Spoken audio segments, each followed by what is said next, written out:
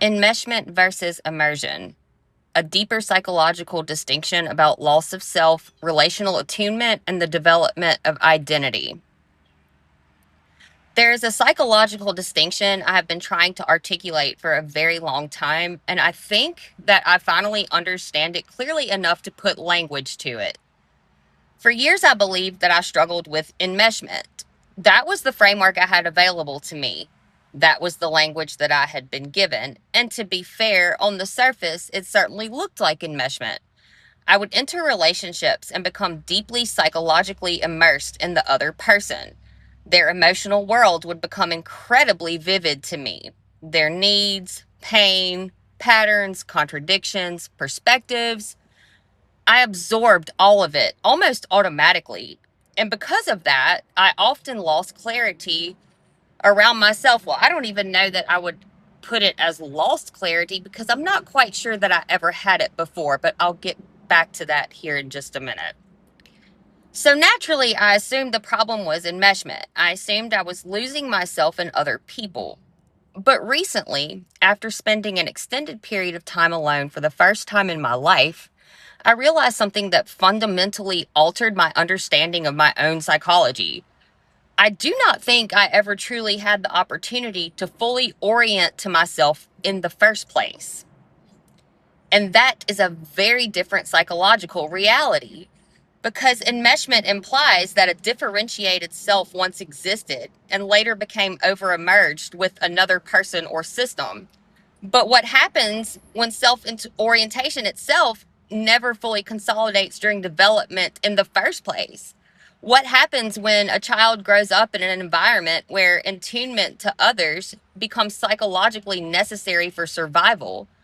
Because that is what complex trauma often does. I mean, it's what it did to me, for sure. In environments characterized by chronic emotional unpredictability, gaslighting, projection, instability, or hypervigilance, children frequently become externally oriented very early. They learn to track emotional atmospheres constantly. They learn to scan, to anticipate, to interpret, to monitor, to adapt, and to read subtle shifts in tone, pressure, facial expression, energy, tension, emotional volatility. And it's because their nervous system learned that awareness of others was necessary for psychological safety. And if that pattern develops early enough, something profound can happen. The outward orientation becomes highly developed before inward orientation ever has the opportunity to fully form. So later in life, what appears to be loss of self may not actually be the loss of an established identity. It may instead reflect the absence of a fully consolidated internal reference point to begin with. That distinction is enormously important because it changes the entire emotional interpretation of the experience. For years, I believed I was somehow failing at maintaining myself around other people, but now I understand that what I was experiencing was not simple emotional dependency. It was immersive relational attunement occurring in the absence of sufficient self orientation. Immersion is not inherently pathological. In fact, immersion can produce extraordinary empathy, perceptiveness, intuition, emotional intelligence, and depth of connection. Some people experience others very intensely. They do not half engage relationally.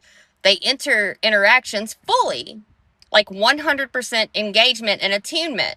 Their awareness becomes deeply responsive to the emotional and psychological field around them. And while this can create profound connection, it can also create an enormous problem if that person has never had enough uninterrupted psychological separateness to clearly hear themselves independent of relational input. Because eventually the internal voice becomes difficult to distinguish between the constant presence of others. And this is what I discovered after June of 2024. For the first time in my life, I was alone long enough to actually hear myself clearly. I mean, and I'm talking literally the first time ever in my life. I wasn't somebody's partner. I wasn't somebody's emotional regulator. And I wasn't adapting to any relational systems. And I was definitely not having to navigate projection or emotional chaos. It was just me by myself. And what was shocking to me was realizing how much internal clarity emerged in that solitude. And it wasn't like solitude like loneliness, but It was solitude that produced clarity, coherence, and orientation. And for the first time, my thoughts were not constantly reorganizing around another person's emotional presence. For the first time, I could observe my own perceptions without interpretation. Without interpretation. I'm sorry. I could observe my own perceptions without interruption. Which, I mean, interpretation could also fit there as well, but interruption is actually the key here. For the first time, I could actually differentiate, like, what do I think? What do I feel? What do I want? What is my rhythm? What is my internal signal beneath everyone else's voice? And once I experienced that level of internal coherence, something inside me changed, like, profoundly. I began to understand why prolonged relational proximity can become psychologically disorienting for me. And it's because my awareness system engages so deeply with other people that without adequate separateness, my own internal orientation begins to just kind of disappear beneath the relational field. And once you finally hear your own voice clearly for the first time in your life, you become extraordinarily protective of losing access to it again. And this realization has altered the way I understand my relationships entirely because I no longer believe that constant proximity is necessarily healthy for every person. Some people require significant solitude in order to remain internally coherent. Some people need spaciousness in order to maintain contact with themselves. And I think there are people who identify with concepts like enmeshment or codependency the way I did that may actually be describing something more nuanced than something so pathological. They may be describing the psychological consequences of developing profound outward attunement before inward orientation was ever safely allowed to emerge. And when those people finally encounter genuine solitude, for example, me, I would be one of those people. Not isolation, but like true psychological separateness, which you actually do have to get through isolation. But I digress. They often begin discovering themselves for the first time. And it's because for the first time, they finally had enough silence to hear who they actually are beneath the noise. Language matters deeply, okay? The way we describe our internal experiences shapes the way we emotionally interpret ourselves.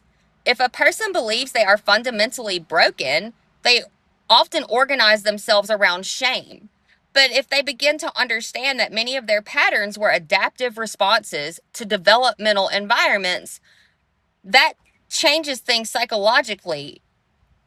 Compassion becomes possible, understanding becomes possible, reorientation becomes possible, and perhaps most importantly, selfhood becomes possible.